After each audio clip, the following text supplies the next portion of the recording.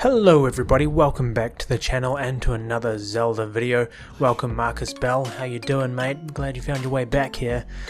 In this video we're going to finally put an end to, give an answer to, that elusive question of which timeline does Breath of the Wild sit in?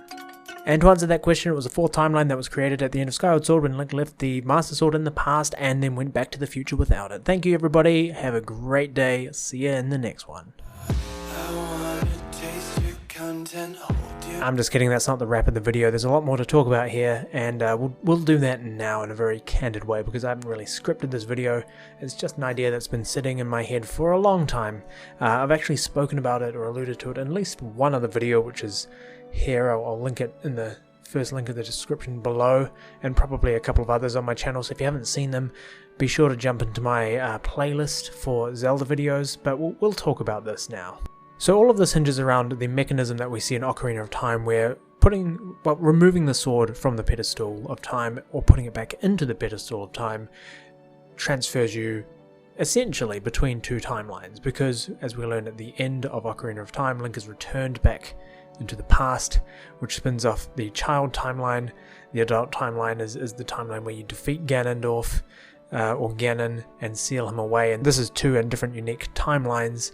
And then there's a third timeline where the hero is defeated, called the Downfall timeline, which we don't see in the gameplay unless you want to follow, Masked Nintendo Bandit's theory, which I think has some credence. Although the hero isn't defeated, he just abandons that timeline. Anyway, that's neither here or there. We're talking about something completely different today, which is in Skyward Sword. So if you've played Skyward Sword, the few of you who could master the motion controls and get through to the end, there's actually a very interesting ending to that story. Essentially, you wrap up by turning the Goddess Sword into the Master Sword, and then you destroy Demise by making a wish with the Triforce, dropping this giant statue of Hylia down into the earth, and crushing him and basically eradicating him completely in his giant beast form.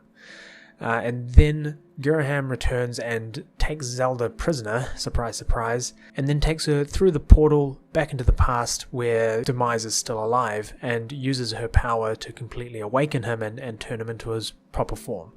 If I sound a bit hazy on all of this, it's because it's been about 3 or 4 years since I've actually played through the game. I'm trying to remember all of the fine details, but this is essentially what happens. Link then has a choice to, prepare and go back in time for the final battle, and then it's like a battle royale. Link versus like 1,000 bokoblins, making his way downtown, walking fast, faces past, and he's homebound. Staring blankly ahead, just making his way through the crowd. Sorry. I love that song. In the past, Link defeats Demise. Demise places his curse on him, which we all believe to be basically him inciting the eventual reincarnation of himself and Ganondorf later on in Ocarina of Time. Link returns back to the gate and he's about to go back to the future, but Fi stops him and says, hey look, I've got Demise's residual consciousness sitting in my blade. Why don't you chuck me into that, that bloody pedestal over there, and I'll just let it ebb away over time. And then Impa agrees to stand there and look after the sword until you get back to the future. The problem here is that sword was never in the pedestal when you first start the game. So either the sword is able to travel through time and create paradoxes like the Song of Time does, or doing this act has created a split in the timeline, which is the theory of this video. If it was able to split the timeline way back at the beginning, before Ocarina of Time or anything, then who's to say that there wasn't a very similar fourth branch of the timeline where we had events that were very similar to the Ocarina of Time, or very similar to Twilight Princess, or very similar to Wind Waker, which is why when you get to Breath of the Wild, at the very end of this new fourth timeline, you have Zelda talking about all of these different elements that come up in her speech when Link is having his anointment to knighthood, whatever it is that's happening in Breath of the Wild. Whether skyward bound, adrift in time, or steeped in the glowing embers of twilight. This would explain why there is salt from an ancient sea, because at one point maybe it got flooded in the one singular timeline. This could explain why there is an allusion to Wolf Link and why you can get him as an amiibo, which I still think, that's just fan service really. It would explain why Hyrule is much different to any of the other maps that we've seen so far, but also why there are still links to Skyward Sword like the Fountain of Courage or the Fountain of Power. And it would also explain why there are statues of Hylia dotted all around the map, while in Ocarina of Time and Twilight Princess there is no image of this goddess at all. It's because her statue hasn't yet dropped down in those timelines. See, I maintain that Skyward Sword happened way after Ocarina of Time, Twilight Princess, Wind Waker. Eventually there is an event where in each one of those timelines that statue has to drop down and finally take out Demise in his form that he gets to. And you can see this happening in Breath of the Wild as well.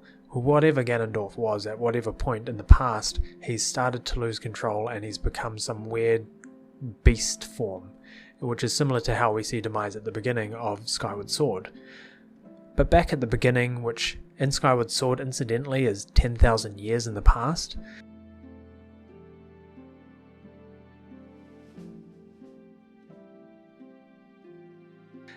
Demise is different. He's an actual demon king. He's defined, he's got purpose, he's got consciousness. And he's almost unconscious in the state that we see him in at the end, which is similar to how we see Calamity Ganon. Which I think is an interesting element, especially because Breath of the Wild is said to take place 10,000 years after all of these other events. Add to that if you take into the fact that when you're in the Lunaru region in Skyward Sword, you're already thousands of years ahead of an ancient robot race that have stopped working, so there's huge amounts of time that have passed here, with technology that's far more advanced than you see in any other game. And then add to that in Breath of the Wild 2, in the trailer, we see what looks like the Hyrule Castle going up into the sky. I mean, this could be the point where Skyloft is actually born, going full circle before we get the link from Skyward Sword. It could be that this is part of the timeline that kicks off the creation of the Master Sword from the Goddess Sword. Maybe we see the Master Sword get destroyed in Breath of the Wild 2, and then the Goddess Sword being born at the end and then entombed in the Goddess statue, which eventually needs to be raised up as well, and then the story is Link helping the descendants of Hyrule get into the sky. If I could fall into the sky.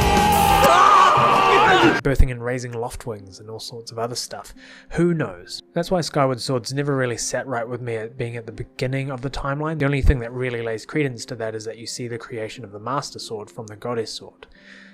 But the answer to that is given to us in the game, that the Master Sword is then left completed in the past, which I feel like boots off its own split timeline. So that's where I'm leaving it today. My theory in a nutshell is that we have a fourth timeline that just hasn't yet been identified by Nintendo. And the thing that I'll come back to is a post that people often ignore on page 69, very nice, of Hyrule Historia, which is often overlooked as people jump straight into the timeline and just absorb and focus on that. And that is the page titled A Chronology of Hyrule, Land of the Gods.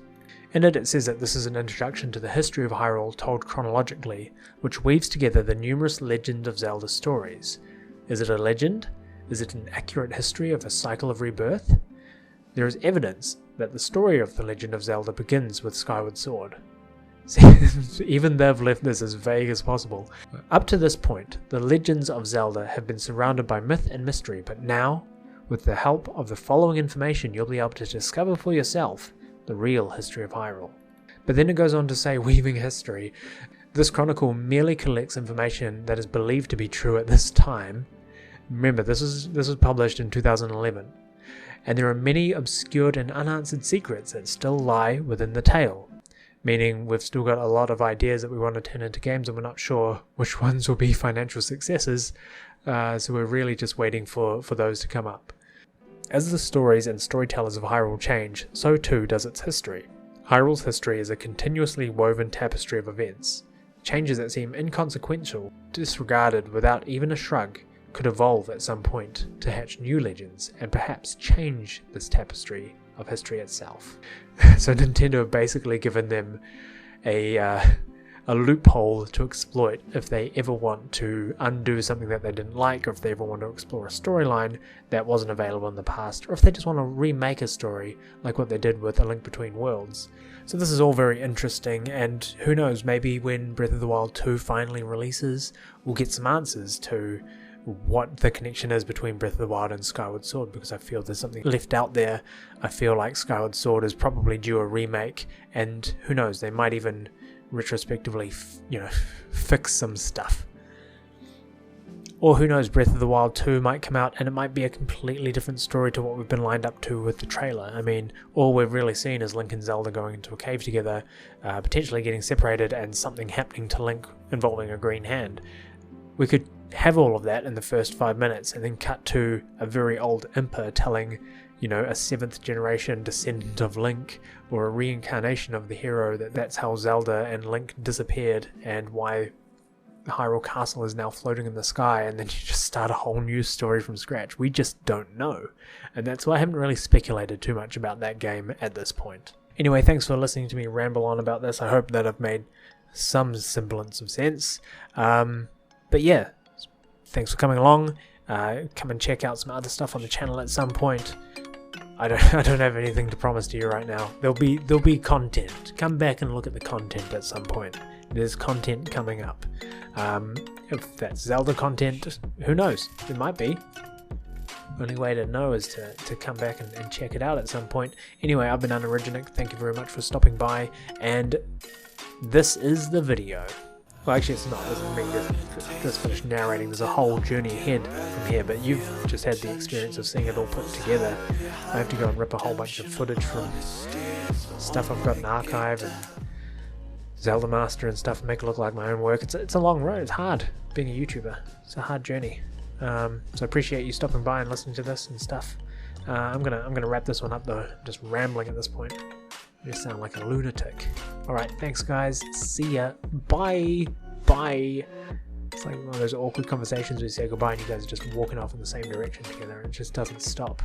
You just sort of ignore each other and nod, and then, eventually just part ways, and it just goes and stops. People stop talking. I'm still here, I'm still talking. Why haven't I stopped yet? Okay, I'm gonna go now. Alright, this is it for real. See ya. Bye.